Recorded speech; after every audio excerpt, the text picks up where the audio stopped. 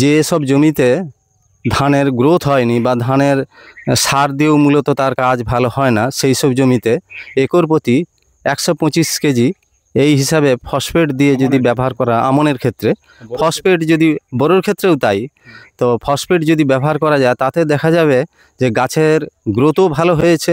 এবং নমস্কার, আমার সকল দেবগণ অন্নদাতাকে আগাম কার্তিক সংক্রান্তির শুভেচ্ছা অভিনন্দন। আপনারা শুনলে অবাক হবেন, ভারত সরকার প্রায় প্রতি বছর 1.6 লাখ করোড় টাকার সাবসিডি দেয় সারের উপরে। অর্থাৎ আজকে যে শিশুরা জন্মগ্রহণ করবে তার উপরে কিন্তু আপনার ভর্তুকি পড়ছে 121 টাকা। তাহলে আপনারাই ভাবুন যে আপনারা কতটা পরিমাণ, যত বেশি সার ব্যবহার করবেন তত বেশি কিন্তু সরকারের ভর্তুকি আপনি নষ্ট করছেন। আজকে মূলত আমি যে টপিক রেখেছি সে সিঙ্গেল সুপার ফসফেট সারের কতটা ভূমিকা রয়েছে মাটির উপরে তা আপনাদেরকে আজকে শেয়ার করব, এবং তার সাথে সাথে আমার এক গুরুত্বপূর্ণ কৃষকের বার্তা কিন্তু আপনাদের কাছে শেয়ার করব। তো আপনারা ভারতবর্ষের প্রায় 90% কৃষক বন্ধু জানেন যে সিঙ্গেল সুপার ফসফেট সার মানে আপনার হচ্ছে শুধুমাত্র ফসফেট রয়েছে, কিন্তু আপনারা শুনলে চমকে যাবেন এর মধ্যে এমন দুটো পুষ্টিমৌল রয়েছে যা আপনার মাটির অম্লত্ব কমাতেও কিন্তু অনেকটা সহায়তা করে। সেই দুটো পুষ্টিমৌল কি না, আপনার হচ্ছে ক্যালসিয়াম এবং সালফার।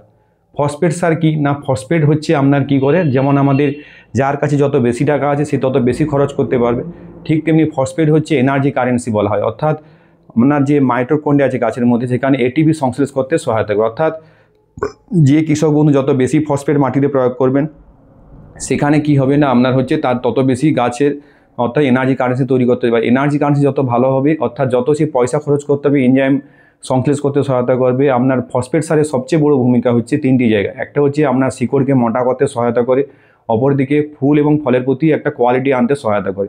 আপনারা জানবেন যে এখন বর্তমানে আমাদের যে হাড়ের সমস্যা, মূলত ক্যালসিয়াম না খাওয়ার জন্য, দীর্ঘদিন চুনো মাছ না খাওয়ার জন্য আমাদের যেমন হাড়ের সমস্যা হচ্ছে, ঠিক তেমনি যে সমস্ত কৃষক বন্ধুরা শুধুমাত্র কমপ্লেক্স সারের উপর দাঁড়িয়ে রয়েছেন তাদের কিন্তু একটা সমস্যা হচ্ছে। সেহেতু আপনারা সিঙ্গেল ট্রেডের যে সার অর্থাৎ এসএসপি সারের প্রতি ঝুঁকি নিন। এসএসপি সারের মধ্যে কি রয়েছে না, আপনার রয়েছে ক্যালসিয়াম। অর্থাৎ ক্যালসিয়ামকে উল্টো কথা যদি আপনারা বলেন চুন। ক্যালসিয়াম কি করে না, মাটির বন্ধন গঠন করতে সহায়তা করে এবং অম্লত্ব কমাতে সহায়তা করে, এবং একই সাথে কী করে না, আপনার যে কোষপ্রাচীর রয়েছে গাছের সেই কোষপ্রাচীরকে শক্ত করে। তার মানে কোষপ্রাচীর যত শক্ত হবে রোগ পোকা আক্রমণ কিন্তু কমই হবে।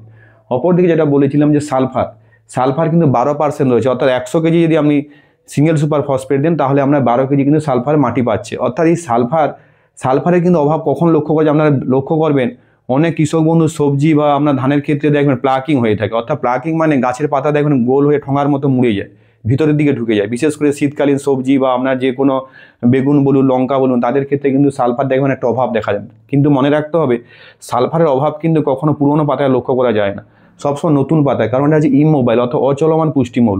সেই জন্য আপনারা অনেক কৃষক বন্ধু কিন্তু ডায়াগনোসিস করতে ভুল করেন। কারণ আপনার গাছ সবসময় মনে রাখবেন যে কিছু গাছের বেশ কিছু পুষ্টিমৌল চলমান অচলমান রয়েছে। অর্থাৎ নতুন পাতায় লক্ষ্য করা যায় অভাবজনিত লক্ষণ, আর পুরনো পাতায় অভাবজনিত লক্ষণ লক্ষ্য করা যায়। সালফারের কিন্তু অভাবজনিত লক্ষণ সবসময় পুরনো পাতায় লক্ষ্য করা যায়। অর্থাৎ গাছ কী হবে না, প্লাকিং হবে, পাতা মুড়ে যাবে। সেখানে কিন্তু আপনি যদি সালফার প্রয়োগ করেন তাহলে কিন্তু যথেষ্ট ভালো রেজাল্ট পাবেন। এই জিনিসগুলো আমাদেরকে মাথায় খেয়াল রাখতে হবে। ধানের ক্ষেত্রেও কী করে না, ধান হচ্ছে গাছের মূলত গুচ্ছমূল।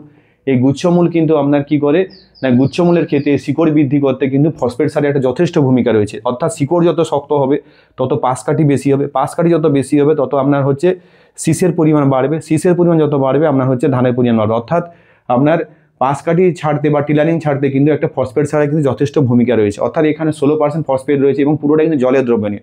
আপনারা যখন বস্তা কিনবেন দেখবেন লেখা আছে CS সাইডেড সলিবল থাকে আর WS থাকে, ওয়াটার সলিবল। কিন্তু এটা জানতে হবে সাইডেড সলিবল কি, ওয়াটার সলিবল কি। ফসফেট সার কীভাবে তৈরি হয় না, আপনার হচ্ছে রক ফসফেটের সাথে সালফিউরিক অ্যাসিড বিক্রিয়া করে কিন্তু আপনার হচ্ছে ফসফেট সার তৈরি হয়, এবং এর পুরোটাই কিন্তু 15% কিন্তু পুরোটাই জলের দ্রবণ। অর্থাৎ আপনার মাটিতে প্রয়োগ করার সাথে সাথে কিন্তু গাছ পেতে পারে। কিন্তু এখানে একটা প্রশ্ন আছে যে যাদের অম্ল মাটি সেখানে কিন্তু ক্যালসিয়াম এবং আপনার অ্যালুমিনিয়াম এবং হাইড্রোজেন বেশি থাকার জন্য ফসফেট বন্ধন তৈরি করে।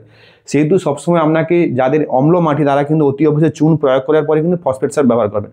এই জন্য অনেক কৃষক বন্ধুকে আমি বারবার অনুরোধ করছি, কারণ আমার গত 12-13 বছর চাকরির অভিজ্ঞতাতে দেখেছি খুব কম কৃষক বন্ধু কিন্তু মাটিতে চুন প্রয়োগ করে। সেহেতু আপনারা এসএসপি সার অন্তত একবার প্রয়োগ করুন।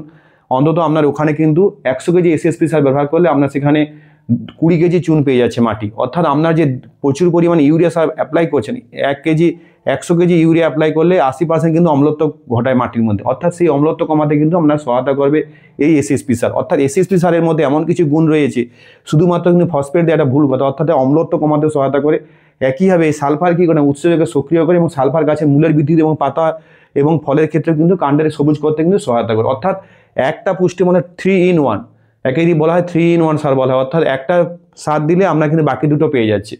3 in মানে কি, ফসফেট পেয়ে যাচ্ছি, ক্যালসিয়াম পেয়ে যাচ্ছি, সালফার পেয়ে যাচ্ছি। এইবারে চলে কথা বলবো যে ফসফেট সারের মাটিতে অনেক শত্রু রয়েছে, সেই জন্য শিকড়ে আসতে কিন্তু অনেকটা সময় লাগে। সেহেতু আপনাদেরকে একটাই কথা হলো, ফসফেট সার সবসময় মাটির অর্থাৎ যখন ফার্স্ট লাঙল হবে, অর্থাৎ আপনাদের যদি বলেন চাষ যদি বলা হয়, পাওয়ার টেলার বলুন, ট্রাক্টর বলুন, সেই সময় কিন্তু মাটিতে প্রয়োগ করতে হবে।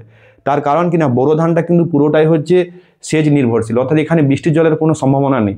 সেহেতু আপনার সার কিন্তু ধুয়ে গিয়ে পরে মানে অপরের জমিতে যাওয়ার কোনো সম্ভাবনা নেই।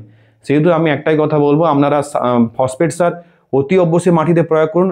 অর্থাৎ মাথার মধ্যে বেশ কিছু চাষে পরিবর্তন নিয়ে আসুন। পরিবর্তন মানে এই নয় যে হেলিকপ্টার করে ওষুধ দিতে হবে, এমন কিছু নয়। অর্থাৎ পুষ্টিমূল্য যে আপনি মাটিতে প্রয়োগ করছেন গাছের জন্য, সেটা কিন্তু ঘুরিয়ে ফিরিয়ে দিন। সবসময় কমপ্লেক্স সারের প্রতি ঝুঁকি নেবেন না, সিঙ্গেল স্টেট ফার্টিলাইজার ব্যবহার করুন এবং এসএসপি সার আপনারা ব্যবহার করবেন সবসময় ধান রোয়া থেকে 10 থেকে 15 দিনের গ্যাপে। তাহলে কিন্তু ফসফেট সারটা আপনার রোয়ার পরে কিন্তু গাছ টানতে পারবে মাটি থেকে। অর্থাৎ এবং এরপরে আপনারা এই কৃষক বন্ধুর কথা শুনুন, উনি কি বলছেন।